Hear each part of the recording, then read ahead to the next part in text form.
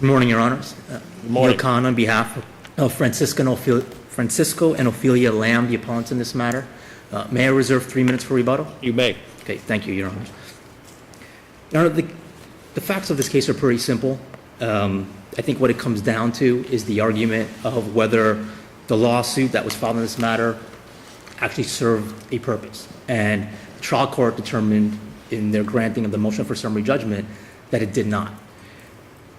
I think appellees in this matter did not actually argue specifically that the filing of the lawsuit didn't serve a purpose, but they argued that the service of the lawsuit served a purpose. Because after the lawsuit was filed with the court, a courtesy copy was sent to the appellees in this matter.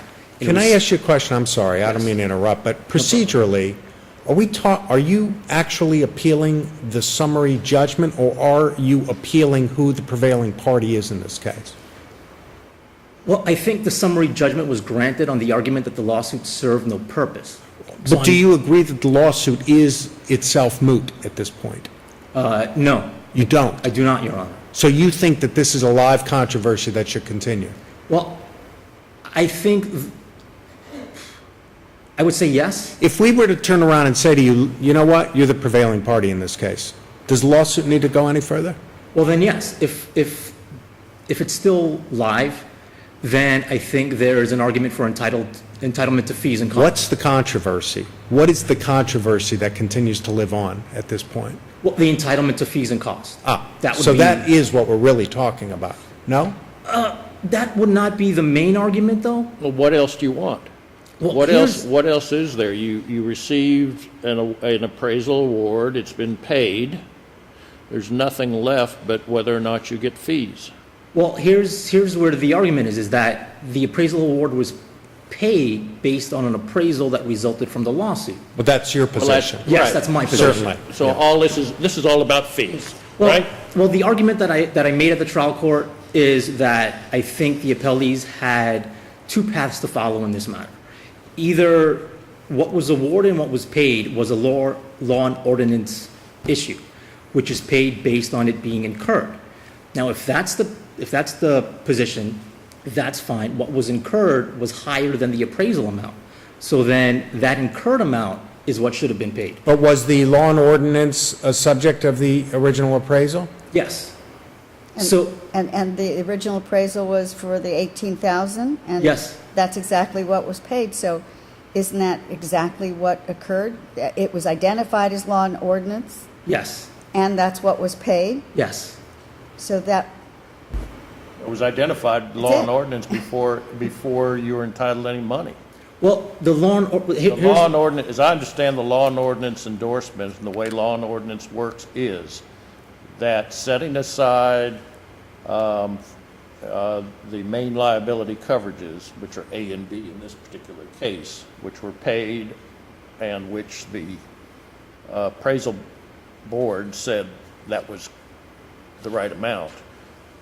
The only thing left is there somehow lurking out there was the law and ordinance, and somehow the appraisal board came up with $18,000 for it, despite the fact that at the time the appraisal award was entered, your clients had not either repaired the roof or even obtained an estimate, correct? Yes, Your Honor.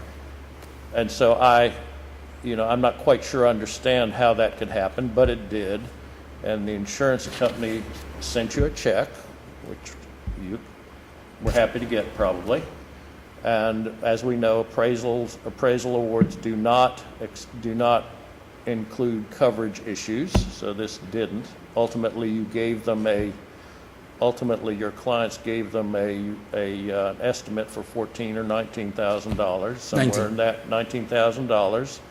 And it was at that point, within a few days or less than a month, they paid you, they wrote you a check. And I'm having a hard time seeing where this lawsuit had anything to do with this. Well, because from prior to the lawsuit, what was specifically asked for was that law and ordinance coverage. but you don't get law and ordinance unless you show some kind of loss. You have to have a contract or something. It has to be due. doesn't become due until you have a contract or you've incurred the costs. You've actually made the repairs, which hadn't occurred. The only thing at best you had was an estimate of what it might cost, but you had no contract. So under the law, you haven't incurred any loss at that point. So what the appraisal did, that is what happened in this case, is the appraisal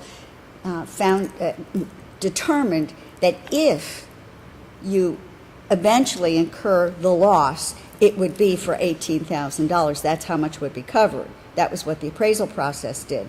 So then after the appraisal process, where it was determined that if you incur the cost, it would be up to $18,000, you then obtained a contract, which then meant it became due and payable because you've now incurred a loss. You have a contract to do the work, and it gets paid immediately. So why did the lawsuit, filing the lawsuit, in any way assist you in the process of obtaining your law and ordinance? Okay, well, I would point to two of the cases that were cited by appellees in their brief, and those two cases are Caballo versus Citizens, and the site is 967 Southern 2nd 811, and then Caballo was also referenced in Everhart versus Citizens, 90 Southern 3rd 374. And I think those two cases are instructive in this matter because in both of those cases, both sides agreed that there was an entitlement to law and ordinance. However, it would not become payable or doable until it was incurred. And we agree with that. It was not due until proof had been submitted that it had been incurred. However, we maintained from prior to the lawsuit that there was always an entitlement, and it's our position. So where's the breach? If they agreed that there's an entitlement, But they did not. and you agree, well, they just may not agree whether you were entitled now or then until certain conditions were met. And that is what Caballo says. You're not, you may have some ethereal entitlement, but not until you meet certain conditions, one of which is showing them a bill or a contract or an estimate that says this is what law and ordinance is going to cost, right? Isn't that what Caballo says? And I agree with that. However, that's not what the appellees were doing prior to litigation. And that's where we think the lawsuit actually did serve a purpose. Well, because prior to the litigation, they said, show us the proof of loss. And they kept saying repeatedly, show us the proof of loss. And there was nothing shown. Well, what they had asked for was specifically, they said, show us receipts of how much you've paid to date. But they did not specifically ask for what Well, would whatever trigger. the proof of loss is, repairs that you made now or previously, or a contract that shows that you have the loss and you're going, something that would kick in the provision of law and ordinance. You have to have proof of loss for law and ordinance, for that provision, the supplemental coverage, to kick in.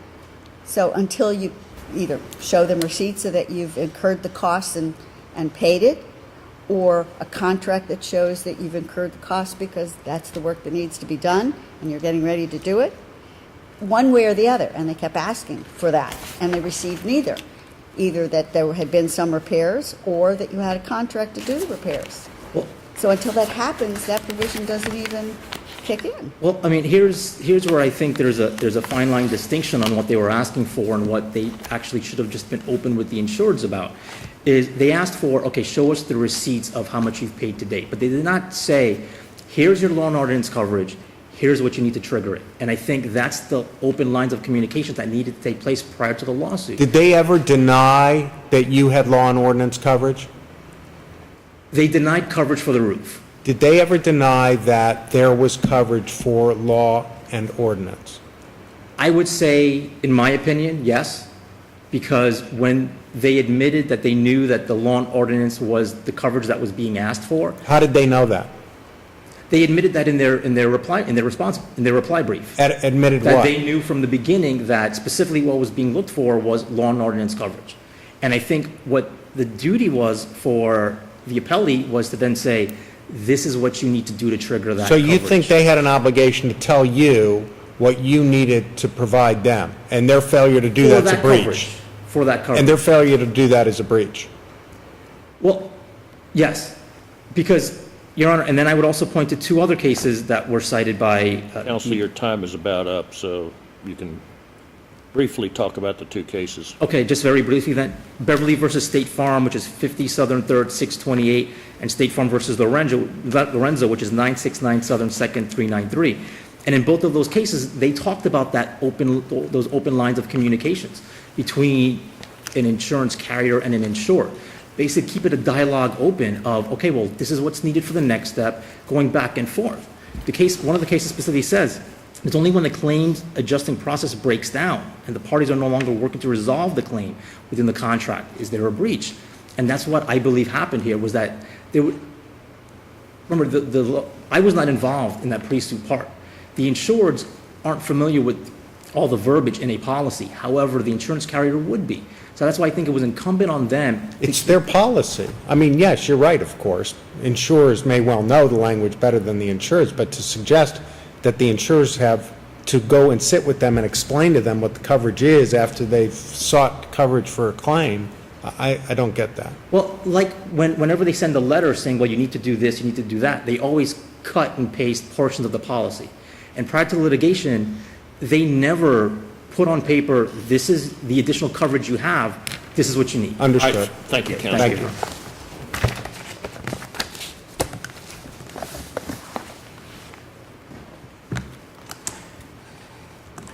May it please the court, Hugh Connolly on behalf of Tower Hill Preferred Insurance Company. We're seeking affirmance of the trial court's entry of final summary judgment in favor of Tower Hill Preferred. It's clear based on this record that Tower Hill Preferred did not breach any provision of the insurance policy. Well, they'd been asking for appraisal since before the lawsuit was filed. They sent you a claim for right at $50,000 from the adjuster, and in that letter they asked for appraisal. The insurance company refused. You folks refused appraisal, and they filed a lawsuit. And I think you all offered appraisal at that time. Seems to me the lawsuit certainly had some effect. No, and if you look at the record, that's not what happened, Judge. Okay. What happened is they submitted a claim. We paid the claim back in 2005. And it Yes. turns out the appraisal award confirmed the actual physical damages under coverage A and B of the policy. They then, 4.5, 5 years later, submit an estimate for, they don't even submit an estimate. A public adjuster says, we want to reopen the claim. And A they few days submit later, then They well, invoke, go ahead. they request appraisal. Tower Hill Preferred sends a letter and says, appraisal is premature at this point. We need proof of loss. We need records from you, repair receipts. We want to do a recorded statement. We want to look at the right. property.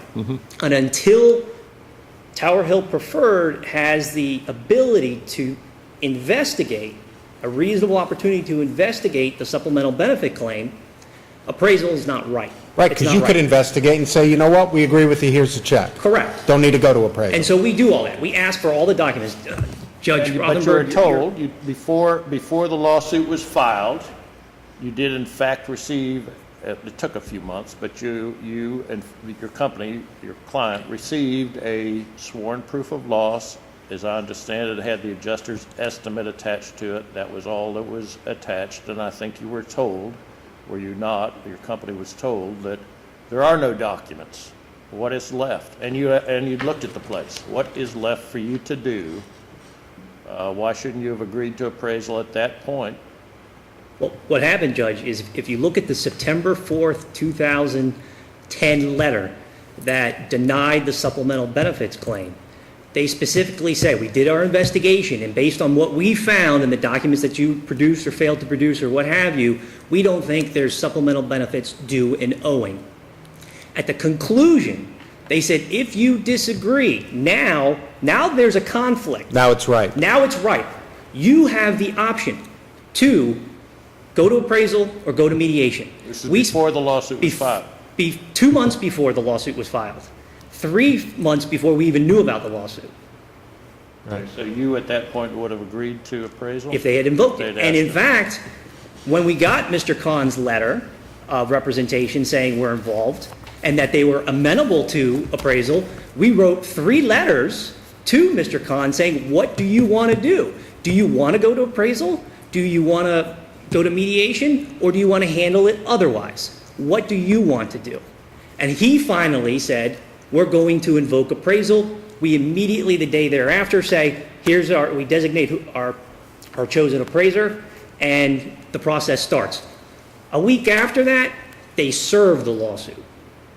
This lawsuit had absolutely nothing, it served no purpose whatsoever to bringing a resolution to this issue. The appraisal award that ultimately came down confirmed what Tower Hill preferred, how they adjusted the loss, and you're 100% correct that the law and ordinance did not come into play until 7.5 years after Hurricane Wilma, when they first disclosed it or showed that they incurred the costs in October of 2012. There was nothing, there was no purpose served whatsoever. It was all about attorney's fees. It's all that this thing was. If we affirm, because the order that's being appealed here is the order granting summary judgment, is it not? It's the order, it's granting it, and then in the same order, it actually enters judgment. Right. That's what I mean, though. We're here on summary judgment, but it feels like we're here on fees. So my question is, let's say we affirm the final summary judgment.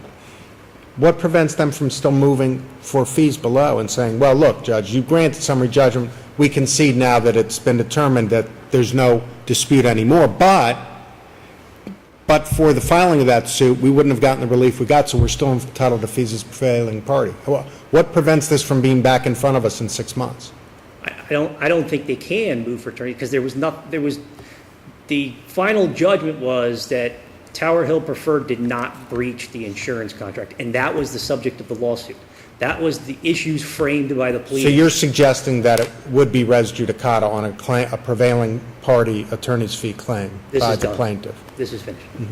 And based on the record as presented to the trial court, it's undisputed that there were no breaches committed by the insurance company, and for that reason, we seek affirmance. Thank you.